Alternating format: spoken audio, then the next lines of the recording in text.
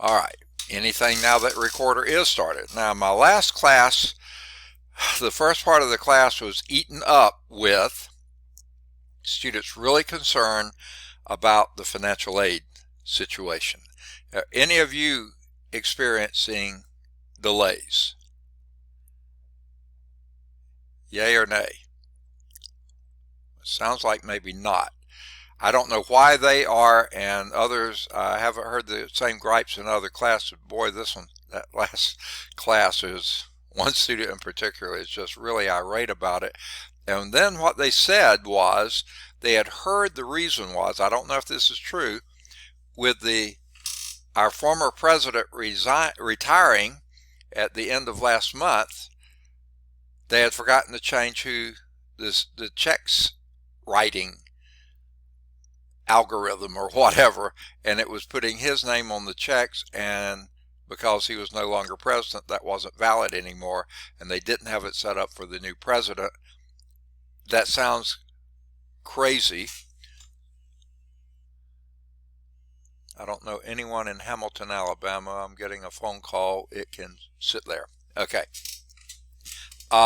Usually I don't even check, but sometimes it's the dean or associate dean. So since I have to have the phone in the room with me, most of the time on campus, I leave the phone in my office so I don't ever get bothered by it. But I can't do that here because they do call all over the place. We're virtual. Okay. But anyway, they said that, and that sounds crazy enough that it may be true. So if any of you are experiencing any delays, that may be the reason. Now, I would think direct deposit would go direct deposit whether you have that or not. But maybe the student didn't have direct deposit and was having to wait on a check, and the checks are the problem, not the direct deposit. Hopefully that's the case. But she said she's heard nothing from the college about it. She's heard this rumor here and there, So I don't know. I just wondered if y'all had heard the same thing. Now, what I was saying before about Victoria, her grandmother died, and when I heard, I emailed back and gave her our condolences and stuff. But I also said, and this, I hope it didn't seem crass for me to do so, but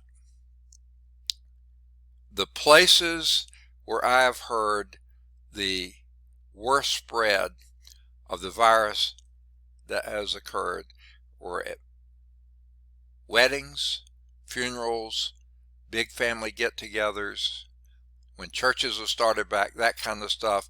When people are very close proximity, and it sounded like her house was full, I had to email back and say, please be safe, because this is where it happens. My home county in Georgia, it's a very rural county, and of course they weren't hit early on at all, it seemed like, except the numbers jumped just dramatically 1 week or in a short period of time.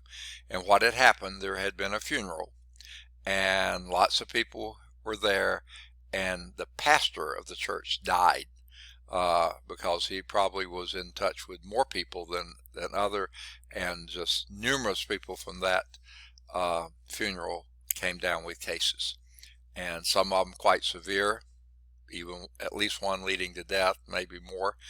Others were quite sick, some probably not quite so much so. And the odds are the person who was infected didn't know they were infected because they were either asymptomatic or early enough in the infection they weren't even aware they had it. So please, folks, this is just another call. Be careful. Be safe. My younger brother's middle child, his younger daughter, is a medical doctor, and she's married to a medical doctor. He's an ENT surgeon, so he's very skilled and very essential, in his job. And I think it was grandmother died, or grandfather, somebody like that died earlier this, within the last month or two, when it was still very, very hot. and it was down in South Georgia where it was very, very hot. And he went to the home, but because of his job, because of his just overall care and safety, um, I just let in Damien. I couldn't remember who it was I let in. So Damien's here. Let me make sure I've got everybody now. Got 13 students. 1, 2, 3, 4, 5, 6, 7, 8, 9, 10, 11, 12, 13. Got it. Because he was having to be very safe, but he wanted to be with his family, but he was staying outside. Okay? He didn't think he should go in the house where there were large crowds of people. And he said the rest of his family members are very uncomfortable having to stand around outside, but they didn't want him to leave him outside by himself.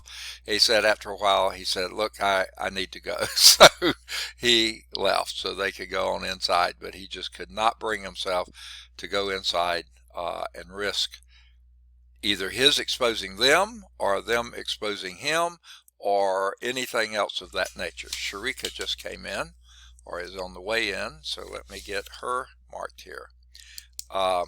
So he was being very appropriately cautious, but it was inconvenient and it was very uncomfortable for the family and things like this. But sometimes you just have to, in order not to spread something, give it up. Probably shouldn't be on this much, but the IT expert, our head of institutional technology and that kind of stuff here at the college, his mother, this is early on in the process, his mother was, and she had been an adjunct instructor for us at the college, but she was, I don't remember what her disease was. It wasn't COVID, but she was hospitalized. But because the hospital couldn't let people in because of her condition, that would make it worse if she, were exposed. He couldn't even be at the hospital when his mother died, and it's tough. It's really, really tough, and it's really tough on the health professionals too. They're sometimes having to hold the phones and the computers and pads and things like this, trying to help the family feel like they are connected in those last times. And that's a tough thing to do as a health professional, is to have to get that intimately involved when you're supposed to be maintaining a professional distance. It's a really tough thing. So people, be careful. Okay, sorry about that. Any questions, issues, concerns before we actually get started on trig today? Okay. All right, we're in chapter 4, trigonometry, 4.4, trigonometric functions of any angle. And now we're going, and this is such a weird title, trigonometric functions of real numbers. Well, everything's a real number, so we've been doing this all along, but what they're saying here is any old angle you want to, but they don't like to call them angles, they like to call them numbers. Okay, so any old real number that you want to. How do we find one? Well, my slide won't advance until I click on the screen. Here we go. To see how the reference number is used, we talked about reference numbers last time, how reference number angle is used to evaluate a trig function, let's consider a point xy on the terminal side of theta. Here it is, xy. Now they intentionally kept it out of the first quadrant so it wouldn't be real simple. They moved it over to the second quadrant. Perfectly fine. It could have been down here in the third or down here in the fourth. It doesn't matter. Just sort of convenient to put it here. Okay? Now, this point here, the x value happens to be negative here. The y value happens to be positive here because you're in the second quadrant. Okay? Now, your angle for this one is this angle here, theta. But the reference angle is from that terminal side to the closest horizontal axis, which would be down here. So there's your reference angle. This book calls it theta prime. Some other books will call it theta r, sub r, meaning reference angle. whatever you call it, that's the reference angle. Now for that reference angle, what turns out being your key inputs for your trig functions? Well, that's the opposite side of, if you drop a perpendicular down from the point where x crosses the x-axis, you're at that value of x. That's perpendicular, so there's a right angle there. So that makes this side over here your opposite side, which is exactly your value of your y value. It makes your adjacent side the absolute value of the x value, because we're talking about an acute angle now. So the adjacent side you're going to treat as if it's positive, even though it's over here. You'll treat it as a positive. And your r is your hypotenuse. What is r? The square root of x squared plus y squared, which it always is, always positive. So basically you have a right angle here with an acute angle, not the obtuse angle here, the acute angle here, and this reference angle is going to be what you use to determine your trig functions over here. Okay? Now, the opposite, which is positive, y is positive anyway, over hypotenuse, the sign is going to be exactly what it would be if it was over here. It's going to be positive. The cosine, the adjacent over hypotenuse, that's going to give you a positive value, but you know in reality that x is negative. So that gives you a negative value. Your tangent, opposite over adjacent, you're going to use these numbers, the positive numbers here, but then give it a negative sign because the adjacent x is actually a negative value. Okay? And then the rest of them come from that adjacent over opposite for your cotangent. That's going to be negative. But this is the angle. You use this angle to get the value, the acute angle to give you the value, and then you assign to it the sign. So what they say down here, the opposite is the absolute value of y. In this case, it is y because that's a positive y. But if you're down here in this quadrant or this quadrant, it would be absolute value of y. The adjacent side is the absolute value of x, which we just said. If it was over here or down here, those would be positive anyway. Here or here, they would be negative. So you just keep up, you use the reference angle, figure out its sine, cosine, tangent, cotangent, secant, cosecant, find out that for that reference angle, and then give it the appropriate sign. Sine and cosecant are positive here, everything else is negative here. Cosine, tangent, cotangent, and secant are all negative here. Down here, sine, cosine, secant, and cosecant are negative, only the tangent and the cotangent are positive. Over here, the sine, tangent, cotangent, and cosecant are all negative, and only the cosine and the secant are positive. And I don't know why it advanced. Okay, so I think we beat that to death. Okay, so by definition, you know the sine of theta is y over r. Tangent is y over x. Okay, now here's what gets me. Why don't they just use that? You don't need to go to the absolute values, because using this will give you the actual value and the sign absolutely correctly. Okay? But they're going to go with the angles, acute angles, theta prime, and then this will be always a positive value. But then you look at it and say, well, the y was positive anyway, so that didn't change the absolute value, so the sine of theta prime is the same as sine of theta. However, the tangent of theta prime, because the y's are the same, because y is positive, the one we were looking at, but the x was negative, so this is the opposite sign from this one, so this will actually give you a negative tangent in the second quadrant, which of course we know is true. Okay. Any questions on that? Okay. So it follows that sine of theta and sine of theta prime are equal except possibly in sign, but in this case they were the same. The same is true for tangent and tangent of theta and tangent of theta prime, but in this case they were opposite signs. Tangent theta prime, because these are acute angles here, these are always positive. All 6 functions are.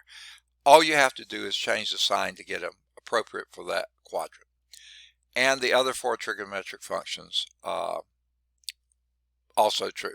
The tangent theta, cotangent theta will be the same as cotangent theta prime. All of them will be the same except possibly for the sign.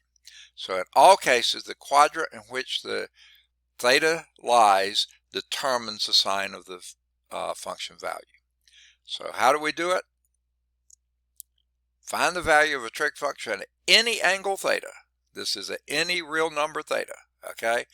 First, determine the function value of the associated reference function, which is usually relatively easy to do, okay? And that's your theta prime. Then, depending on where you are and which function you're dealing with, then you fix the appropriate sign. Just keep in your mind what the signs are in the different quadrant. First quadrant, everything's positive. Second quadrant, only sine and cosecant are positive, the rest are negative. Third quadrant, only tangent and cotangent are positive, the rest are all negative. Fourth quadrant, only secant and cosine are positive, all the rest of them are negative. So that's basically how you go. You can greatly extend the scope of exact trigonometric values, those you know for sure. For example, knowing the function values of 30 degrees, which we do, don't we, means that you know the function values for all the angles for which 30 degrees is a reference angle. That would be at 150, which is 30 degrees short of 180, 210, which is 30 degrees beyond 180, or 330, which is 30 degrees short of 360. So you know the exact values of all those as well. Okay? So you just have to adjust for the sign. All right. So for convenience, the table below shows the exact values of the sine, cosine, tangent functions of those special angles and quadrant angles. Special angles being the quadrant angles 0, 90, 180, and 270. Okay, of course 360 would be the same as 0. The special angles are 30, 45, 60, and then any ones that fit, in reference angles there. If you know these, and in radians, the quadrantal angles will be 0, pi halves, pi, and 3 halves pi. Your special angles are pi 6, pi fourths, and pi thirds. Okay, now for the trig values of the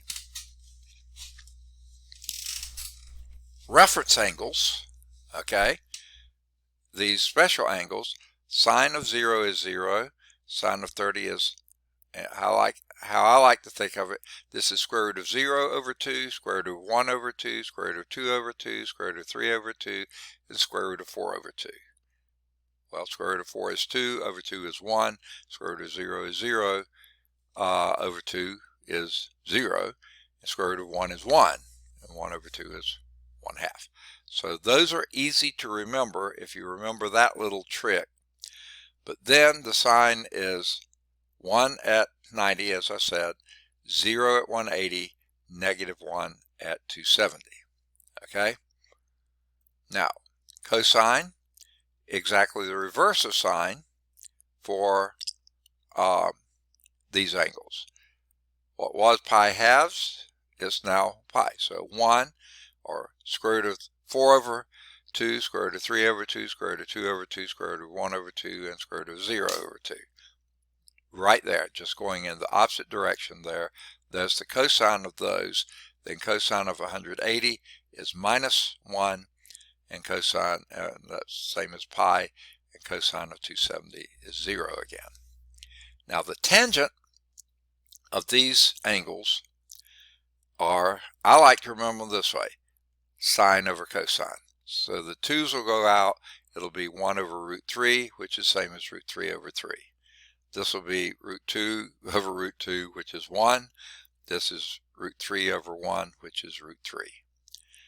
Tangent, though, is undefined here because 1 over 0 is undefined. 0 over 1 is 0, so that works. And negative 1 over 0 is undefined. So anytime the cosine is 0, the tangent and therefore the and also the secant will be undefined. Yeah. Okay. Now, get to know them. Those will come in handy so many times. So here's example 5. Evaluate each trigonometric function. Any questions so far before we start evaluating? Okay, let me see if I can get my pen to work. Hey, there it is. All right. Now, how are we going to do this? Frankly, what I like to do is figure out where you are. Where are you, Waldo? So let's just pretend this is your circle here, whatever size circle that is, and we'll pretend these are your coordinate axes here. And obviously it's not drawn very well. Okay, 1/3 pi would be something about like that.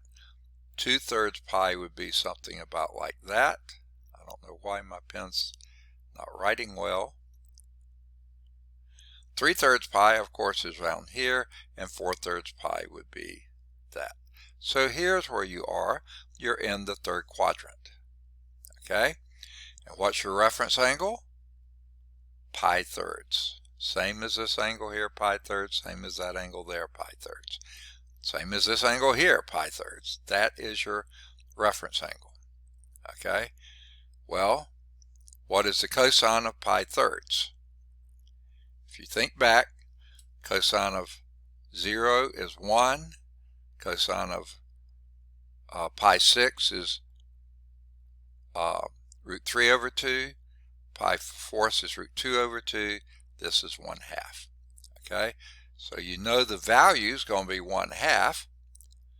And what's the sign? Well, what's the cosine in the third quadrant? Negative. That's how you do it. Okay? Now, let's do, any questions on that? Let's do tangent of 210. Okay. Now, minus 210 in fact. You're starting at your positive x-axis. You're going clockwise now.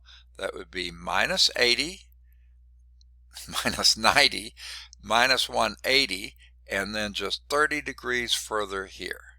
Just 30 degrees further here. That would be something like this one. Because you're 30 degrees past 180. Okay? Well, where are you, Waldo? You're in the second quadrant. Okay? Your reference angle is 30. You're doing the tangent of 30. If you remember back from the last one, the tangent of 30 was root 3 over 3. Okay? So let's write that down. Root 3 over 3. And then the tangent in the second quadrant is always negative. That's how you do these. Cosecant, not my favorite function, and 11/4 pi. Well, to keep from going round and round in circles, let's first divide 4 into 11 pi. This is a weird way to do it, but I'm going to do it this way. 4 will go into 11 almost 3 times. So it'll go 2 times. That would be 8. That'll be 2 pi times, in fact. That would be 8 pi. Subtract those and you get 3 pi. 3 pi, okay? Well, that would be 2 pi plus 3 pi over 4. Okay, now that's how I want to do it. I could have done it the other way. I'll show you how to do it that way. This would have been pi fourths, that's 1/4 pi, 2/4 pi, 3/4 pi, 4/4 pi, 5/4 pi, 6/4 pi, 7/4 pi, 8/4 pi, 9/4 pi, 10/4 pi, 11/4 pi. You'd have been right here, okay? And that's where you are here. You went around 2 pi, that's all the way around the unit circle like we just did, and then you go an additional 3/4 pi. 1/4 pi, 2/4 pi, 3/4 pi. There you are, Waldo. Second quadrant. And what's cosecant of 1/4 of a pi? Because your reference angle here is 1/4 pi. Pi fourths. That's your reference angle here. That's this theta prime. Okay? Well, what's the cosecant? It's 1 over sine. Well, what's the sine? It's either root 2 over 2, or actually better in this case to call it 1 over root 2. Then you reciprocate that, and it makes it root 2. Okay? And cosecant, because it's reciprocal of sine, sine is positive in the second quadrant, so this is simply root 2. Okay, does that make sense? Take it one bite at a time, just a little bit at a time. Okay, let's see how the book did them. Probably going to write some on top of this. No, it isn't. Because 4/3 pi lies in the third quadrant, and that's sure enough where we had it. The reference angle is pi thirds. It was just 1/3 pi past 3/3 pi. 4/3 pi, that's pi thirds right there. Okay. And what we're dealing with, they don't even show it here. I believe it was cosine, wasn't it? Moreover, the cosine is negative in the third quadrant, so you know the sine's going to be negative. I did the sine last, they're doing it first, and then it's the cosine of the reference angle. Reference angle was pi thirds.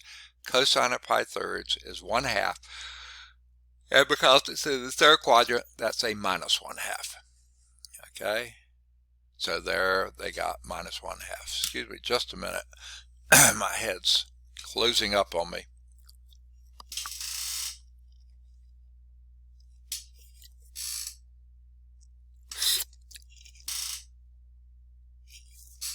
That can was almost empty. I didn't realize it was that low. I hope that'll clear it, but maybe not. So the first one, the A one, was negative 1/2, exactly what we got. Any questions on that? Okay, the B one. Now they do it this other way. I don't see any reason to change. Just keep counting around like we did before. But they first add 360 to it to find the coterminal angle, which would be 150. 150 would be from 0 to here would be pi 90 degrees, and you go from 90 to 150 would be another 60 degrees, which leaves you 30 degrees short of the horizontal y-axis. So therefore that's the coterminal angle. It works the same way. It just seems like it's extra work doing it this way. Okay, but if you like it this way, go for it. Okay, so the reference angle, once you determine minus 210 here, see they did exactly what I did, but they did all this stuff up here at the top. If they're doing that, they should have drawn the 150 in here to show it's a coterminal angle, and then you're 30 degrees short of 180. It comes out the same way either way you do it. This to me is so much easier. Go minus 90, minus 180, and then another 30 degree gets you to minus 210. So therefore your reference angle is 30 degrees. Once you have that down, I can't remember, was this a tangent we were doing here?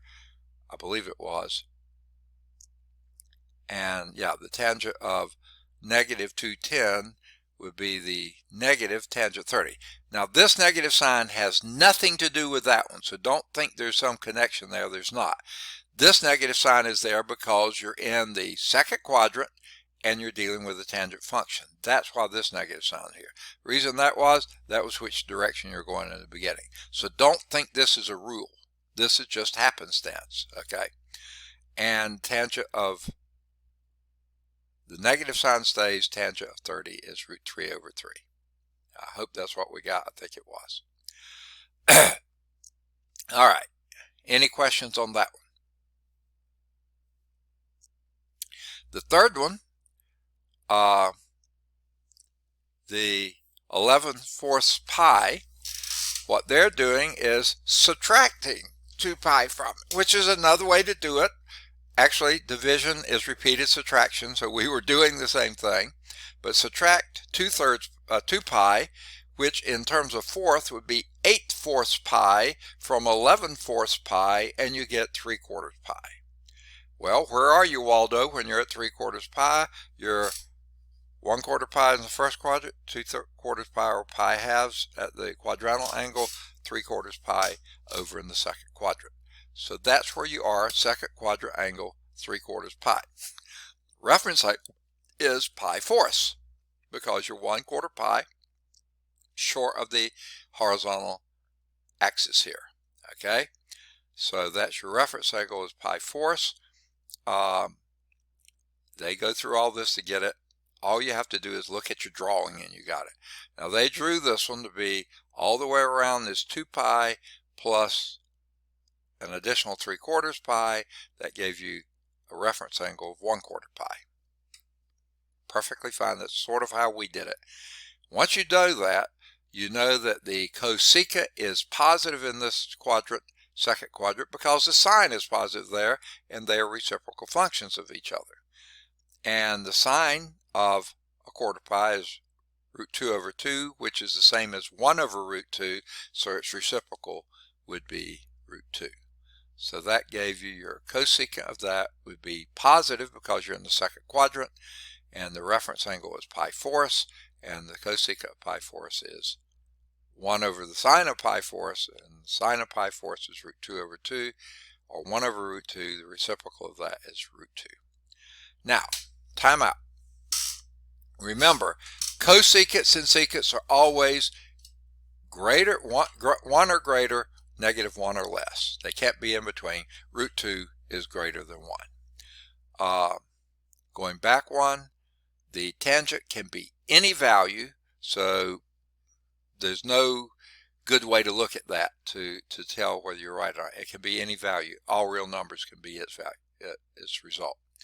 The cosine, which is this one, okay, it's always between -1 and 1, and -1/2 is down there between -1 and 0. So yeah, that makes sense. Always check and make sure everything is consistent, and so far they have been nicely. Okay, so that was example 5, A, B, and C. There is a checkpoint after every example in the book. Please do the checkpoints as soon as you can after class. Let's see if they're going to do example 6. No, they don't. In fact, they don't do 6 or 7, but that will take us to the end of the section. So let's go to our whiteboard. If I can get the thing to show up here, we'll go to the whiteboard. Okay, now I've got to fiddle around with this for a moment, so it shouldn't take too long. I'll move the taskbar out of the way as much as possible, and then scoot the whiteboard. You probably can't tell, but I can. I have a limited amount of white space, so I try to scoot it as far to the left as I can and as far up as I can. Okay, I think that's pretty much going to do it. Okay, so let me get my big old heavy book in lap here, and let's do example 6. Let theta be an angle in quadrant 3. So theta lives in quadrant 3. That's supposed to be is an element of. Okay, such that a colon or a vertical line would work there. The sine of theta, I'm sorry, I can't read. Okay, that's quadrant 2. Okay, I knew when I read the next statement that something was wrong. That's quadrant 2. such that the sine of theta is equal to 1/3. Now, 3 is not a denominator we think of with sine of our favorite angles. Okay, those are all over 2, not over 3. So this is not going to be one of our favorite angles, theta. This is going to be something else. Okay, now first thing to note, this is consistent. Theta is in quadrant 2. They tell us that here.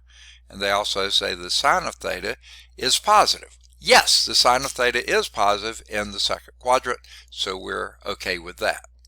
Sine of theta is also between -1 and 1. Second quadrant will be between 0 and 1. 1/3 is between that. Everything's consistent now. So what I'm going to do, and this is how I do these. You don't have to do them my way, but this is how I do them. I draw my circle. And I don't draw good circles. You can draw better circles than me. And let's just imagine those are your axes. This is really ugly, isn't it? So we're in the second quadrant, and we know this is a 3 circle. So that would be 1, 2, 3, 1, 2, 3, 1, 2, 3, 1, 2, 3. Okay, imagine that.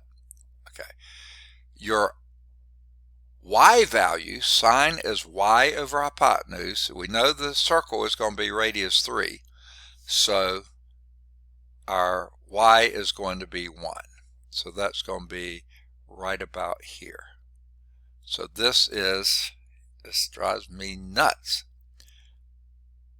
This is your angle, that is your point right there. Yuck. Okay, right there or somewhere close to that. So this is your angle theta that we're dealing with. Let's see if I can draw a line from there. This is crazy. Okay, so this is your angle theta. Okay, this is going to be your theta prime. Okay, now we know the y value here is 1. This value is 3. So what we have to do is figure out what this value is. How do we get that? Adjacent squared plus opposite squared is equal to r squared. Okay, so we know the opposite is 1. Well, let's go on and solve. Okay, so adjacent squared is equal to r squared minus o squared, and this would be 3 squared is 9 minus 1 squared is 1. That would be 8. So a is equal to the square root of 8. Now if you wanted to, you can pull out a 2, because 4 times 2 is 8. The square root of 4 is 2 times the square root of 2. If that's helpful to you, this is what you got. 2 root 2. There is your x value. Okay, so this is now your x. Only this is now a negative x, right? Y was a positive 1, 3 is 3. So all I've done is what they gave me, I've used it to determine where we're talking about. Let's see what they're asking for. They're asking for what is cosine theta and tangent theta. You know what? Let's do them all. Let's do what sine theta is. We know what it is. It's 1/3. That's what the problem told us. Cosine theta, well, we can write that down now, can't we? It's x over r. That's going to be minus 2 root 2 over 3. Tangent theta,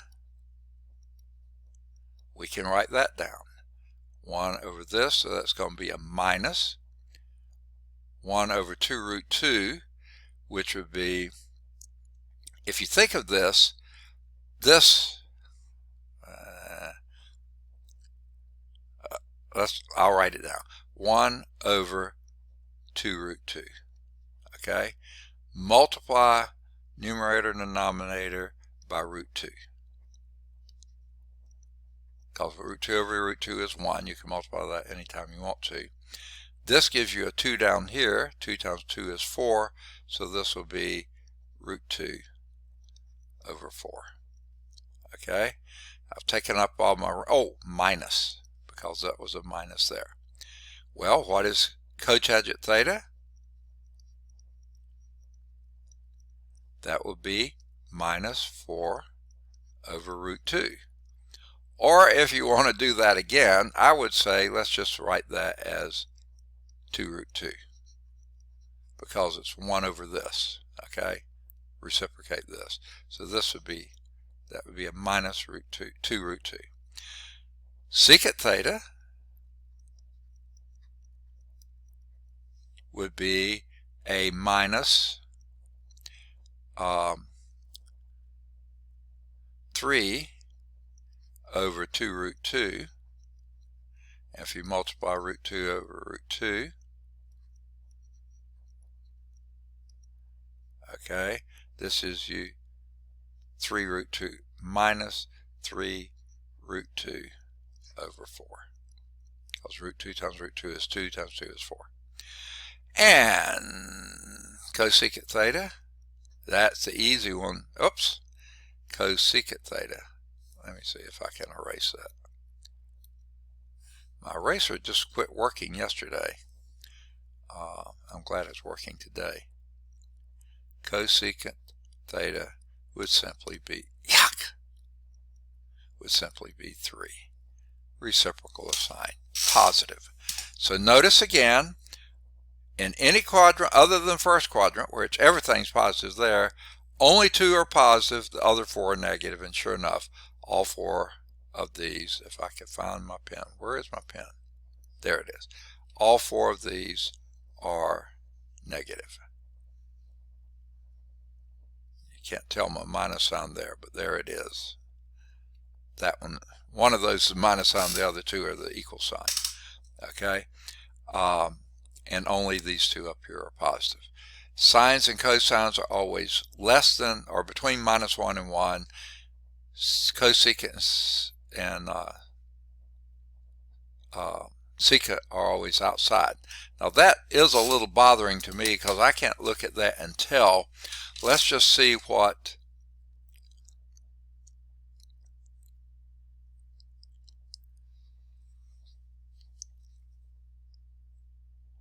got to get my calculator activated here. Turn sideways, and let's just make sure that 2 times 2 square root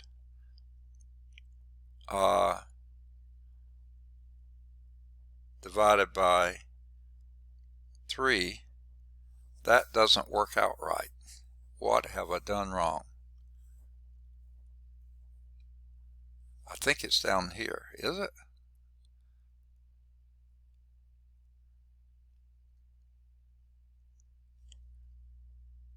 Okay, let me do it the other way.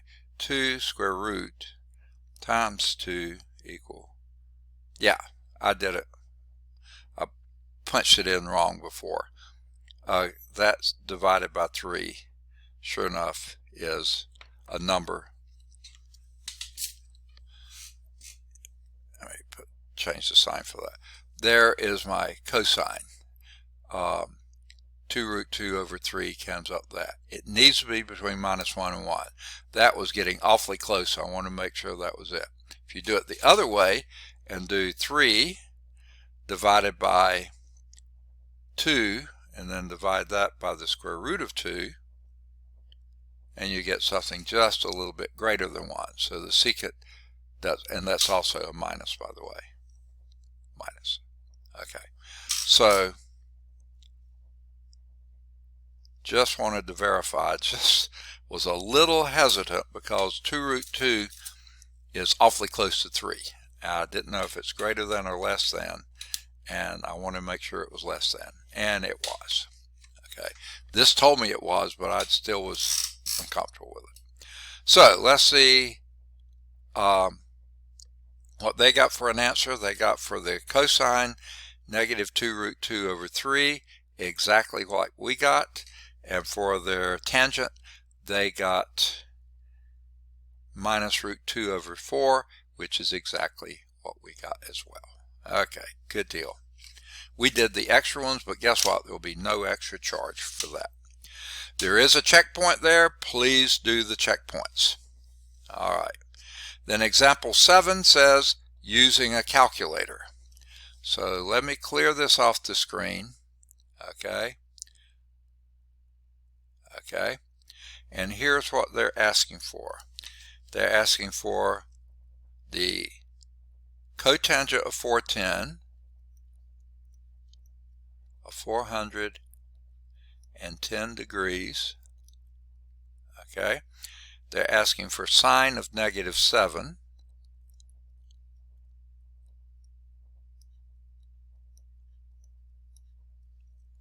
And they're asking for the secant of pi ninths. Now, several things that you have to keep in mind. Name one. If you're using your calculator to get these things, what are some things you have to keep in mind? These are warnings, bells, whistles, flags should go off when you're dealing this. Number one, to me, make sure you're in the right mode. The first one here is degree mode. I'm going to pull my calculator back up, turn it sideways, and you see up here you do not see DEG or RAD. Down here you see RAD. If you were to punch that, you get an RAD up here, meaning then you'd be in radian mode. So this is sort of confusing. If you don't see anything there, you're in degree mode. If you do see something, you're in radian mode. Okay, so we are in radian mode. No, we're in degree mode now because you don't see anything up there. Most of your calculators, as opposed to phones, are not going to be that obscure.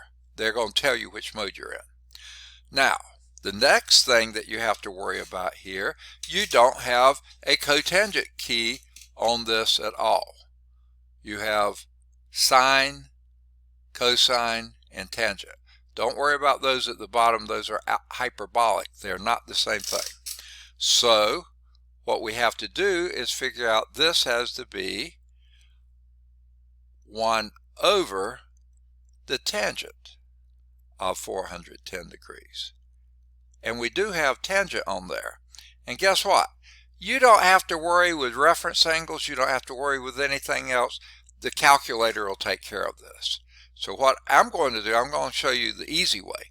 One way you could do it is 1 divided by, I'd have to do the 410 first and then hit tangent and hit equal. A little bit easier is to do 410, since we're in degree mode, and then press the tangent key. That gives you an answer. And then I'm going to do the reciprocal key. That's the 1 over x key. I think it's that one right there. Yeah, 1 over x, and that gives you 0.83. So we get that to be 0.839. I'm going to put that as approximate equal to, because it's never exact unless you have one of those exact things. Now, the problem here is, though, I don't know how to check and see if this makes sense. Well, let's do it this way. 410, let's subtract 360 from that. And what do you have? If you subtract 360 from 410,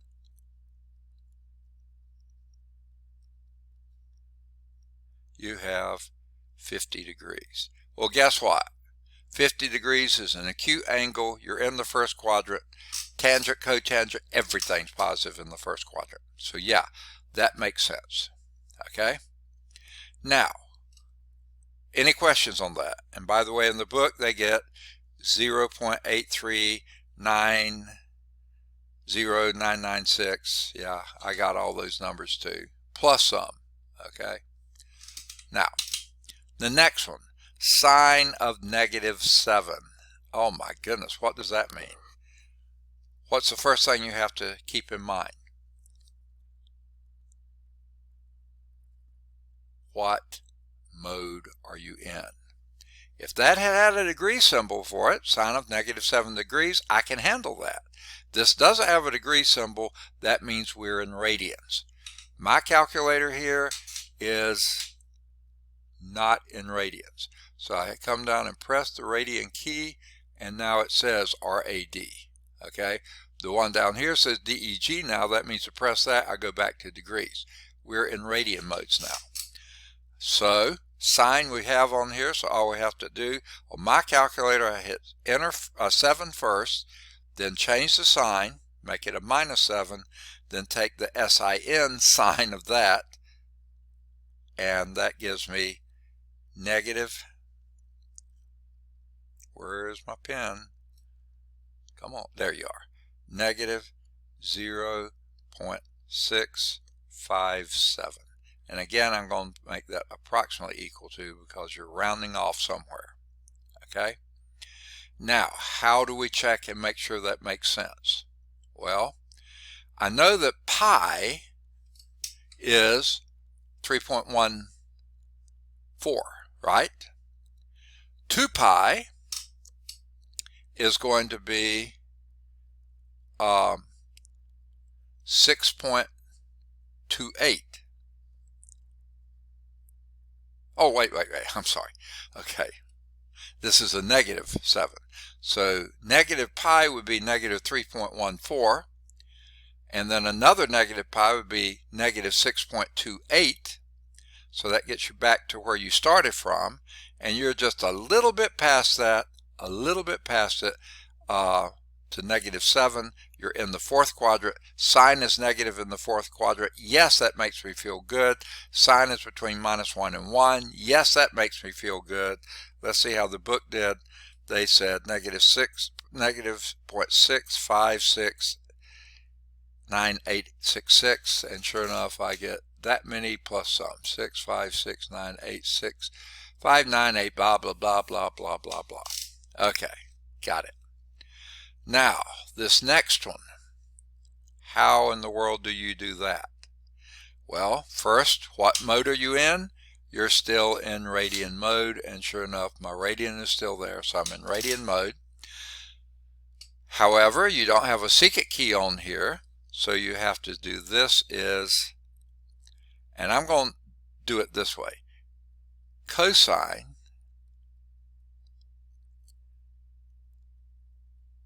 I'm going to do it the other way. 1 over cosine of pi ninths. I was starting to do it another way, but I was afraid that would get confusing. Okay, 1 over the cosine of pi ninths. Well, first, where in the world is pi ninths?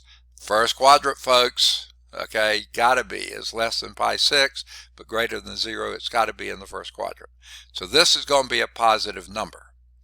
However, it's going to be a number that's greater than 1, because secant is always greater than 1, except when it's equal 1, and this one is not.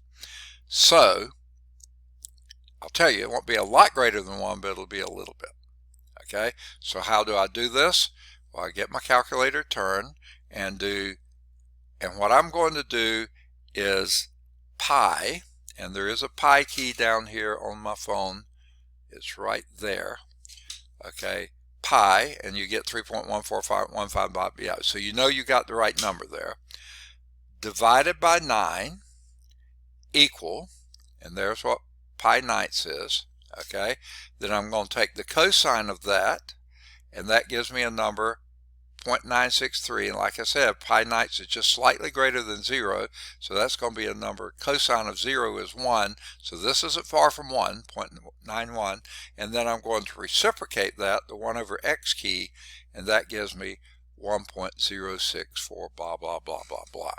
So let me write down approximately what I think this answer is. 1.06. I'm going to leave it at 4. I get a 1.77742, blah blah blah blah blah. In the book they get 1.06417778 because that next 7 rounds that to an 8. So yeah, that's close enough for me. Secant is greater than 1, first quadrant, and radian mode, we're okay with that. Any question about how to use your calculator to do your trig functions? Calculators will only calculate sines, cosines, and tangents. Okay? You have to use reciprocal functions to get cotangent, secant, and cosecant. Okay.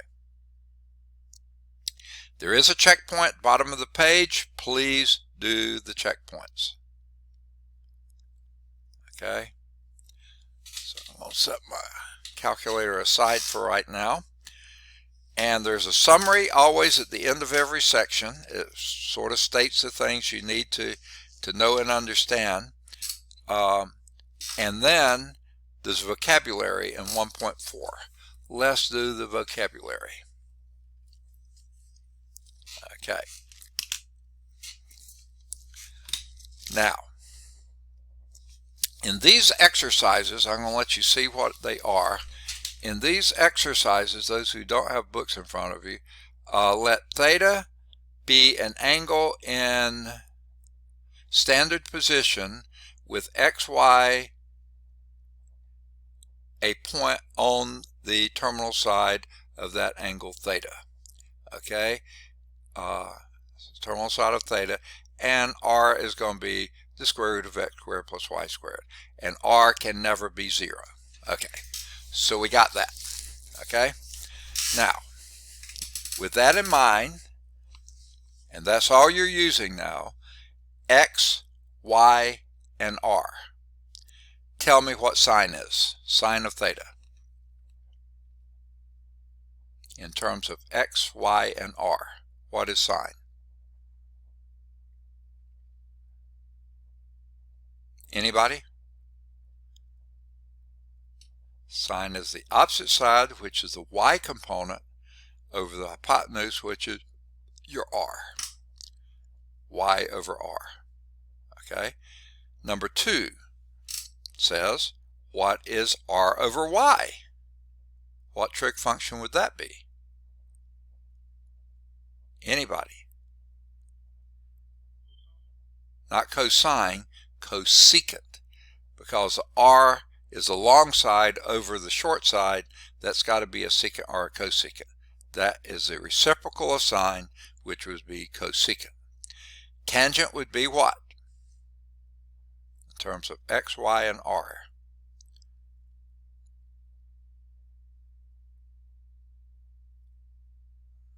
Tangent is y over x. Perfect. Secant would be what?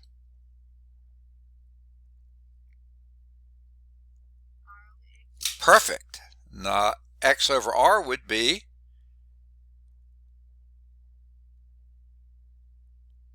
cosine. You got it. And x over y would be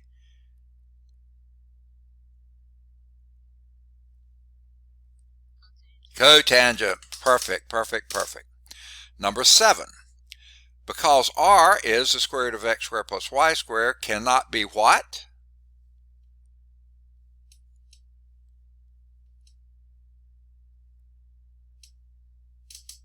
R square root of x, 0. It can never be 0. It can also never be negative, by the way, too, but they were looking for 0.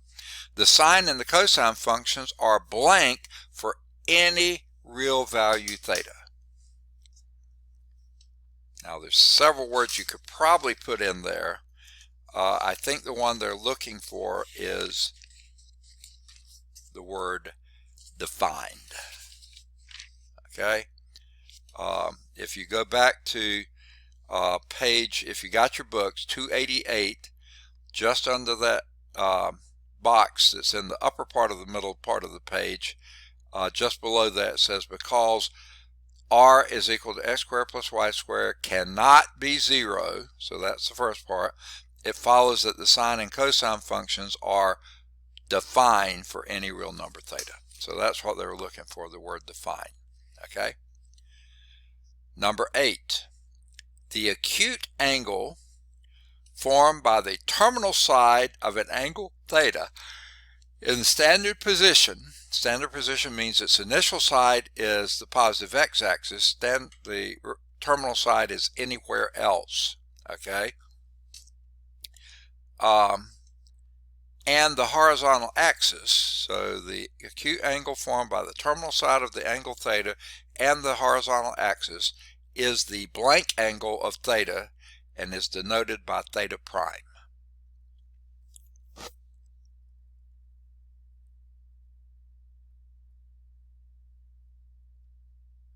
I also said sometimes theta prime in some books is called theta sub r, meaning it stands for the what angle? R, reference angle. The reference angle. Okay, homework exercises here. Do either 9 or 11. They're both at Calc Chat. 11's at Calc View.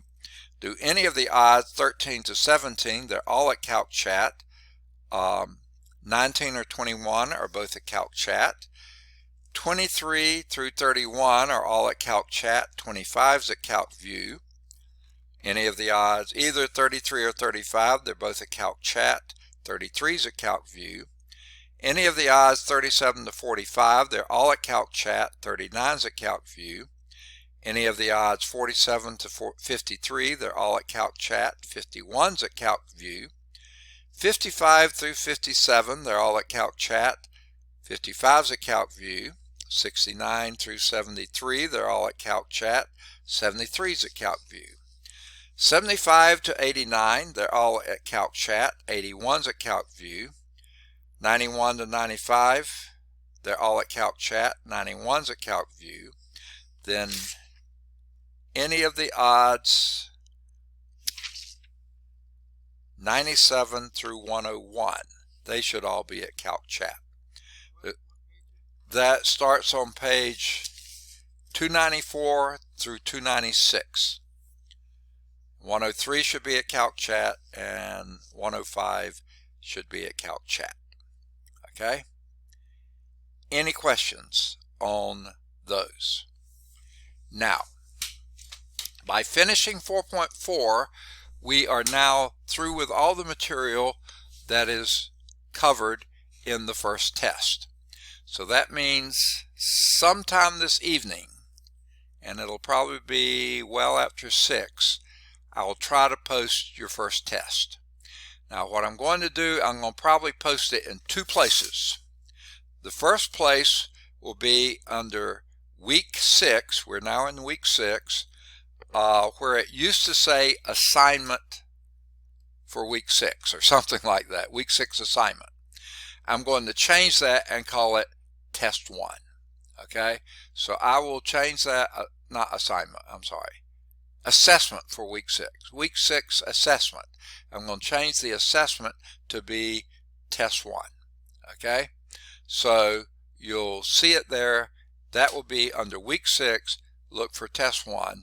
When you go there, you will see the test 1 there, and it'll be, I think, probably in PDF form.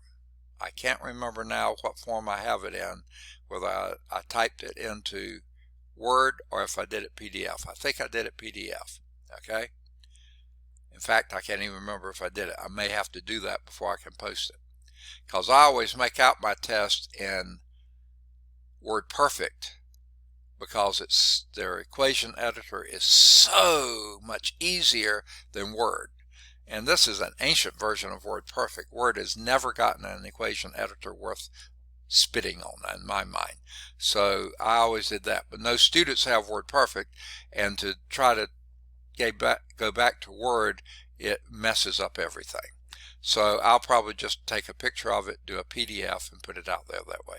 It's going to be a 2-page test, and there's lots and lots of work on it. I mean, lots of questions. It's something on the order of 20 questions or so, but many of the questions have multiple parts, 4, 5, 6 parts each. So there's a lot to do in this one.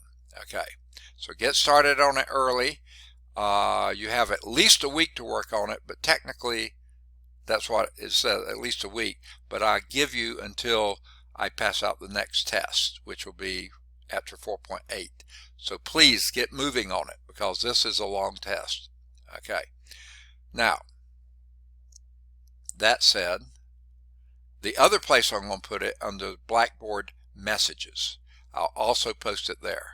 I'll send all of you a message that contains that. So if you don't want to go through looking for it under week 1, go to Blackboard Messages and you can get it there.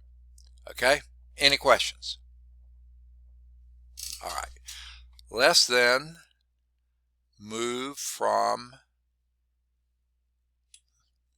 where is my cursor? There it is. Oh, there it is. Okay. We're going to move to a new share here, and we're going to go to 1.5. I know I had it open, and now it's not showing up. Oh, here it is. There it is. Nope.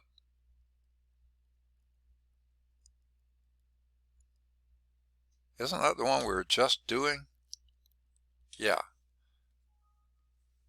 Oh, I guess I have to get rid of that first. Okay. So we'll discharge that, and let me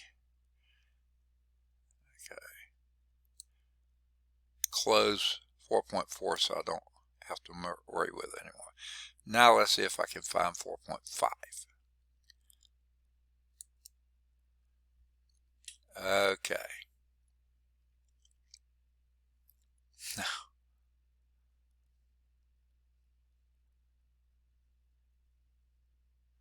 I don't know what happened to it, but here I'll bring it up again. Bring it up here. Okay, now let's try that one more time.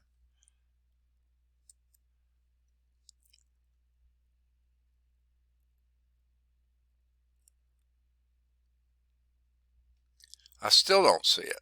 I know I just opened it. It was right there. Okay, 4.5. I'm going to minimize it.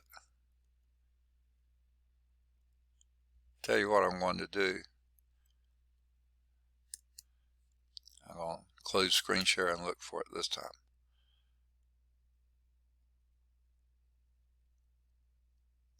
Let's see if that might be it. Is it? No, it's not. This drives me nuts. It's right there. It's open. I can't do the screen share from here, so I have to minimize that. Do the new share. I know it's not Outlook.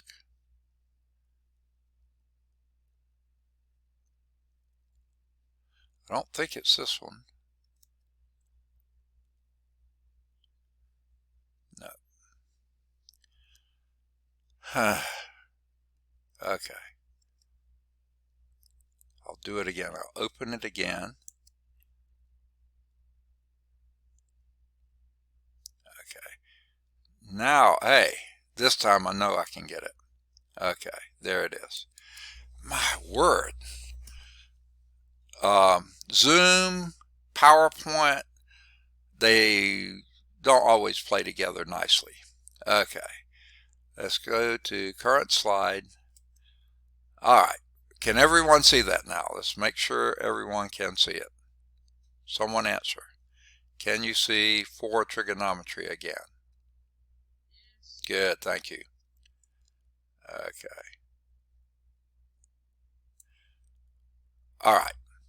We're still in chapter 4, trigonometry, and now my slide won't advance. Okay. 4.5 is graphs of sine and cosine functions. Okay. And we only got 1 minute left. All that time wasted because it was out there but it wouldn't open. Our objectives here are to sketch the graphs of the basic sine and cosine functions. That's going to be pretty straightforward and easy, I hope. Then we'll use amplitude and period to help sketch graphs of sine and cosine functions.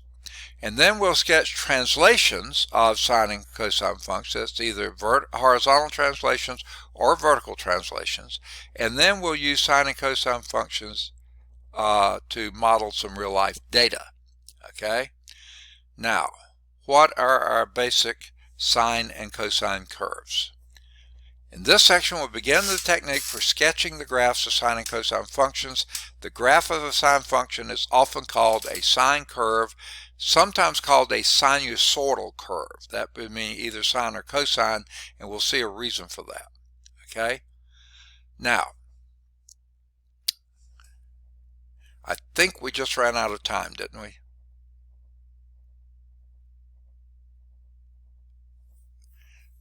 I believe we did. And we're just about to do this figure right here.